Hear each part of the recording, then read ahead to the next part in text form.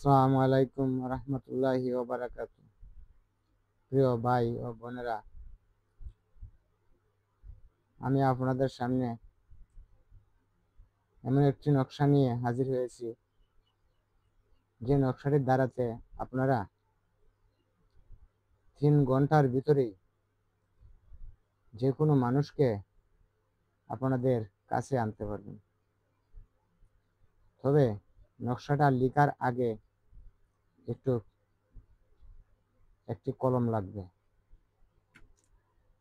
মানুষে বলে অনেক ধরনের কলমের কথা বলে, আমি বলি যে কোনো ধরনের কলমের কালির ধারাতেই এই নকশাটা আপনারা আঁকায়ন করতে পারবেন। তারপর নকশাটা লেখার পর আপনারা সুন্দরভাবে আগে যাকে আপনি পছন্দ করেন তার নামটা আগে দিবেন।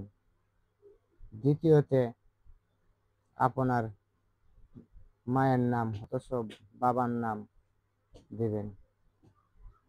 তারপর যে লোকটাকে আপনি ভালোবাসেন তার নাম এবং তার মায়ের নাম লিখবেন।